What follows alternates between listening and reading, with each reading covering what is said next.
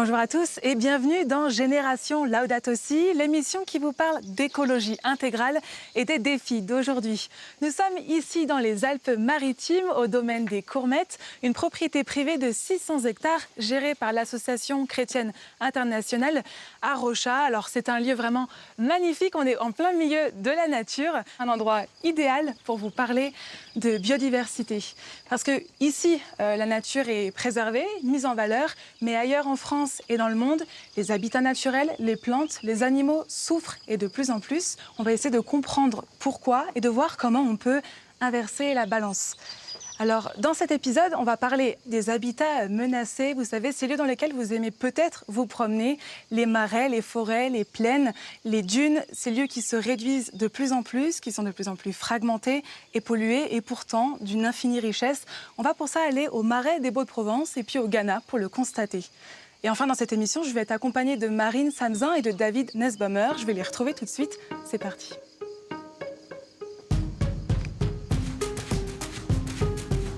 Salut Marine, salut David. Salut Claire, bienvenue aux Courmettes. Merci beaucoup. Alors Marine, tu es journaliste, spécialiste des enjeux d'écologie, de solidarité. Et puis tu animes une émission Comme une planète sur la radio RCF, c'est ça? À Marseille, c'est ça. À Marseille. Toi David, tu es le directeur du domaine des Courmettes et tu es ici depuis 2015. C'est ça. Marine, je vois que tu es venue avec un objet dans les mains. Est-ce que tu peux m'en dire un peu plus? Je reconnais la couverture. Oui, tu dois connaître. C'est la lettre encyclique Laudato Si du pape qui a été publiée en 2015, qui a pour moi été un peu une révélation. Je n'arrête pas de continuer de la lire et de la relire. C'est une source d'inspiration inépuisable pour moi. Super, on va en reparler. Toi, David, tu es venu avec un objet dans les mains qui me fascine un peu. Oui, j'ai apporté donc ce petit nid. Incroyable. Pour nous rappeler que quand on parle d'habitat naturel, le thème de cette émission, on parle d'abord du lieu de vie d'espèces de faune et de flore, et pas des êtres humains. Et ça, c'est un petit nid voilà, une espèce d'oiseau, on ne peut pas savoir laquelle précisément, mais peut-être c'était un rouge-gorge ou une fauvette ou un pinson. Et on l'a trouvé là sur le domaine. Un volontaire nous l'a ramené quand il faisait du terrain. Oui. Super, et on va rentrer tout de suite dans le vif du sujet. C'est parti.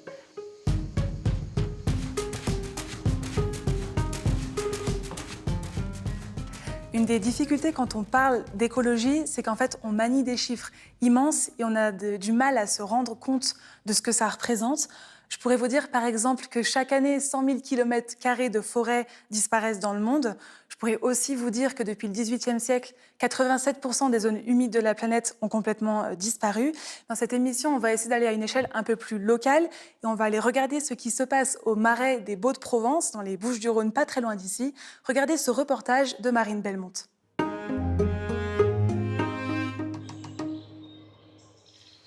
Alors là, nous arrivons dans la partie du marais qui a obtenu le statut de réserve naturelle régionale.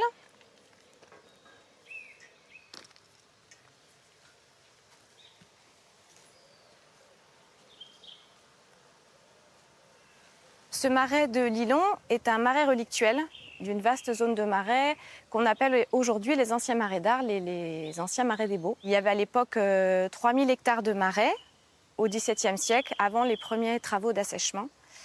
Et ce marais est en fait dans une zone donc, au cœur de la vallée des Baux qui sépare en fait le massif des Alpilles au nord de la plaine steppique de la Crau au sud. Et ce sont deux espaces naturels de grande richesse patrimoniale.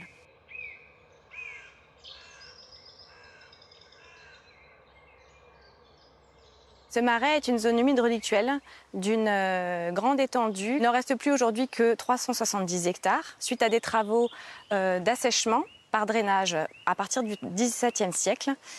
Et puis ensuite de gros travaux de poldérisation dans la deuxième moitié du XXe siècle pour arriver à un assèchement, on peut dire, quasi complet de cette zone humide. L'objectif principal à l'époque, c'était d'obtenir une plaine de culture céréalière plutôt que les différents services que pouvaient rendre les zones humides à l'époque.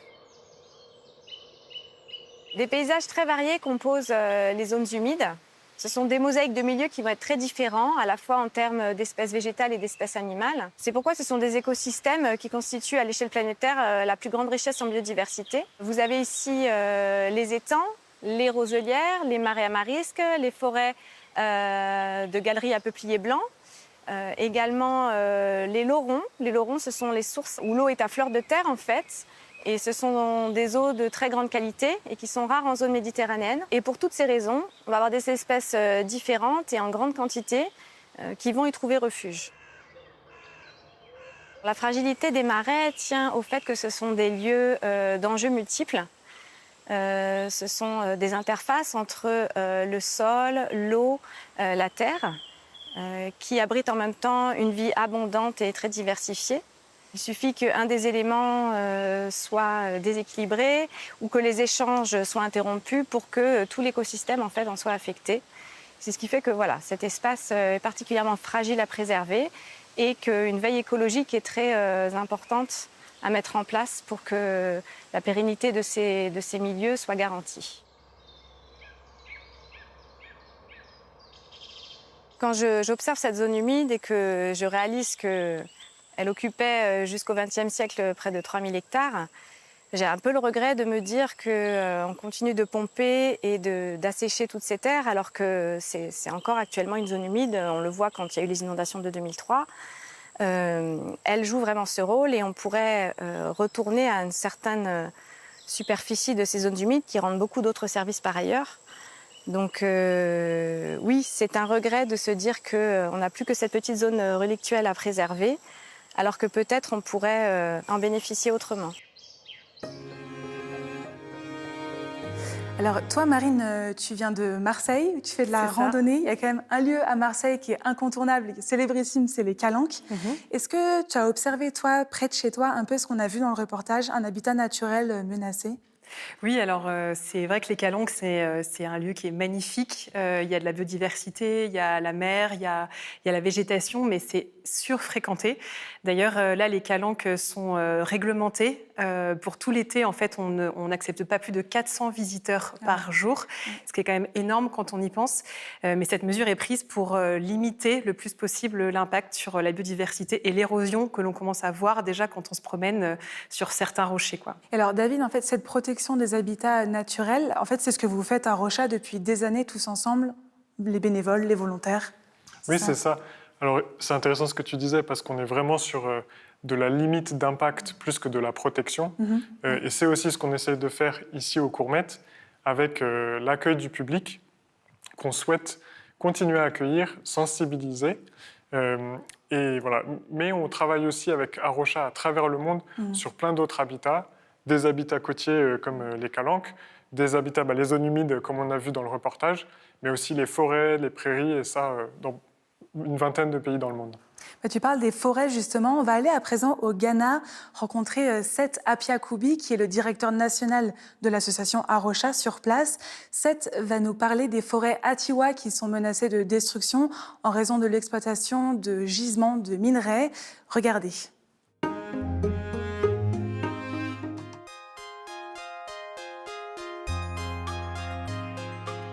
Atiwa, with its rich biodiversity and hydrologic resources, in addition to that, also has mineral resources. So there is bauxite in Atiwa. There is some, some gold, but it's a small place. So even if you dig it up, the money you get can transform the economy. Yet the place has been designated for bauxite mining by the Ghana government, an activity that would destroy the forest because bauxite mining, and bauxite is the raw material for aluminium.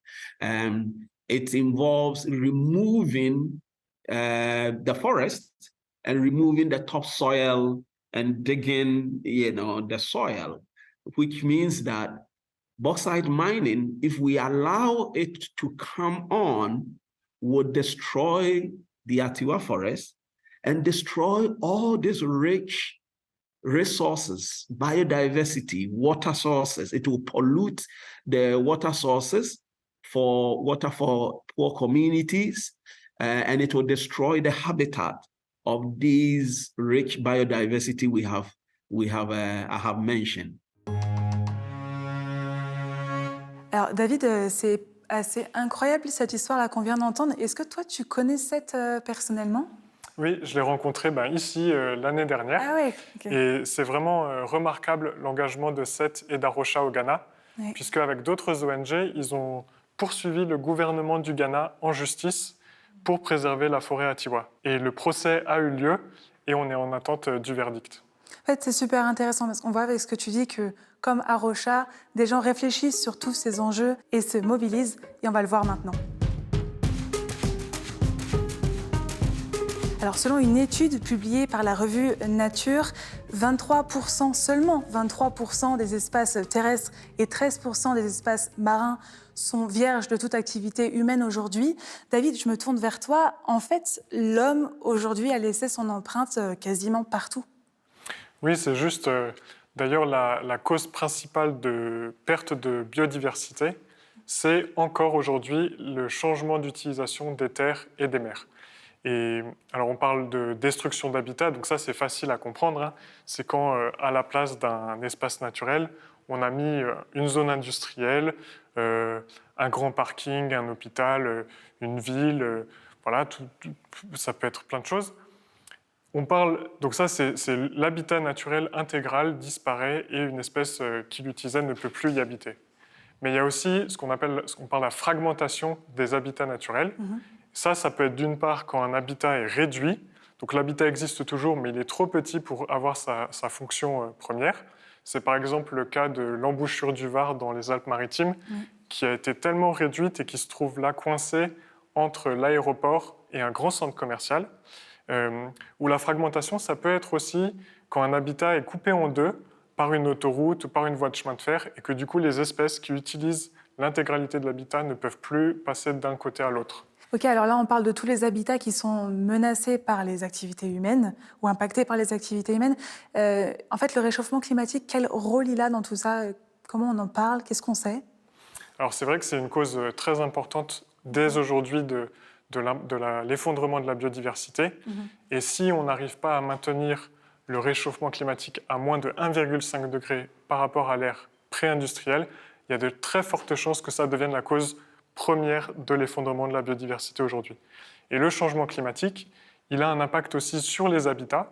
Par exemple, dans les océans, la température se réchauffe, ça modifie la composition chimique de l'océan, et il y a des espèces qui ne peuvent plus y habiter. Et on estime par exemple que si on atteignait un réchauffement climatique de 2 degrés par rapport à cette ère pré-industrielle, on aurait 99% des coraux d'eau chaude qui disparaîtraient.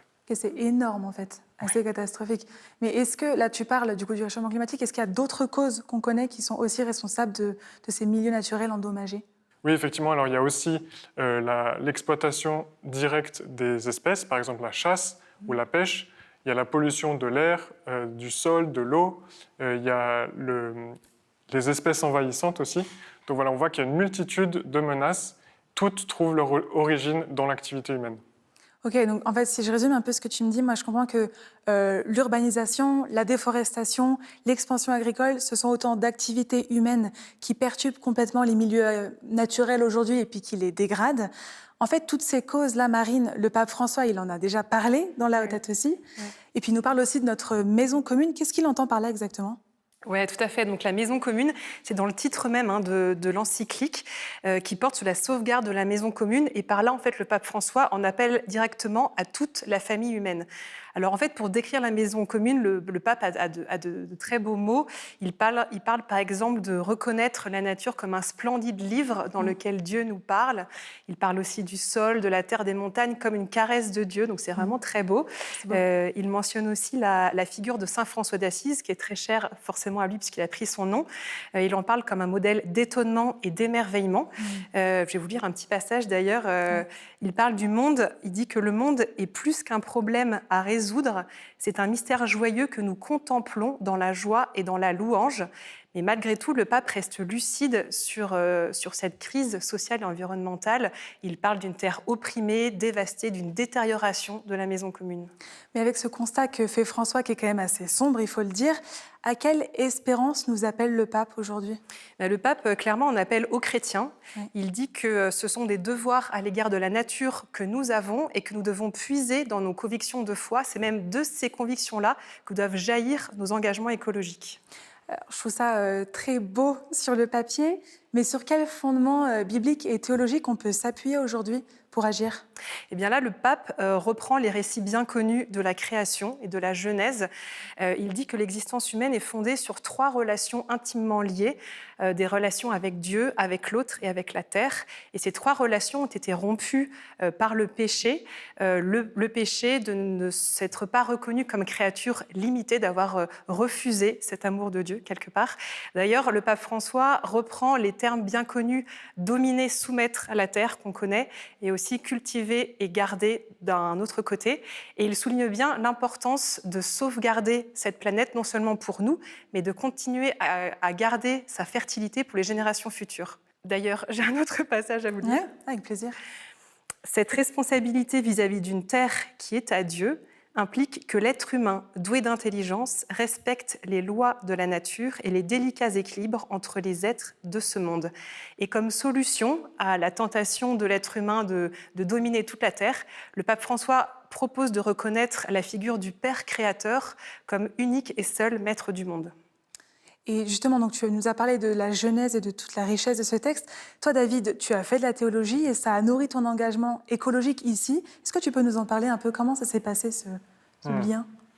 C'est vrai que c'est toujours très important pour moi d'aborder ça quand on a des groupes en séjour ici, de parler de ces fondements, puisque c'est bien reconnu aujourd'hui que le problème n'est pas tant sur un plan technique que sur un plan de changement de valeur.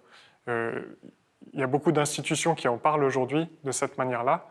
Et on voit que le problème, c'est vraiment qu'est-ce qui est important pour chacun d'entre nous, qu'est-ce qui va nous pousser à l'action, qu'est-ce qui va faire qu'on va faire tel ou tel choix. Et ça, on le trouve, en tout cas moi je le trouve en tant que chrétien, dans ma foi en Jésus-Christ. Et c'est vraiment ça qui est le moteur de mon engagement pour prendre soin de toute la création aujourd'hui.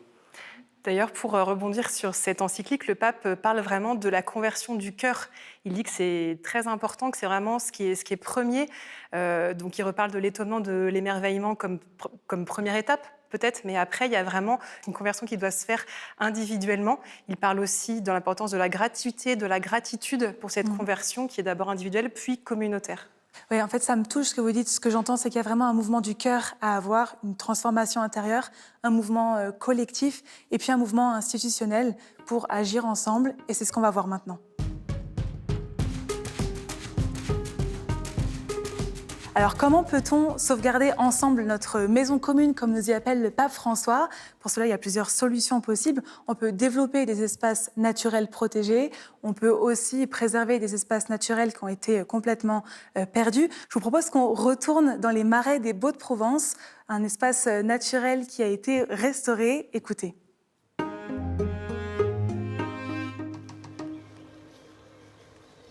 Ici, nous arrivons dans une prairie humide, qui est un espace dans lequel nous avons effectué des actions de restauration pour ouvrir ce milieu.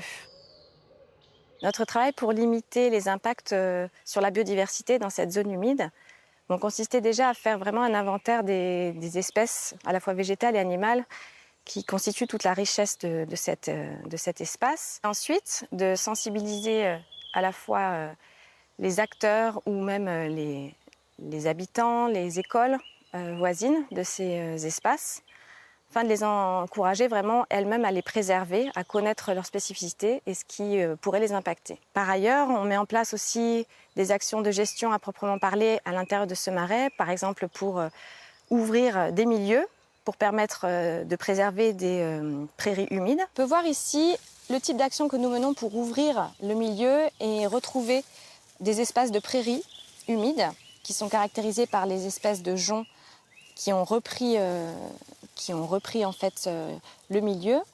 Et ici, on voit que si l'on ne fait rien, si on n'a pas des actions de pâturage ou de fauchage, eh bien, les espèces arbustives, là, comme ce frêne, les arbres, vont fermer le milieu peu à peu.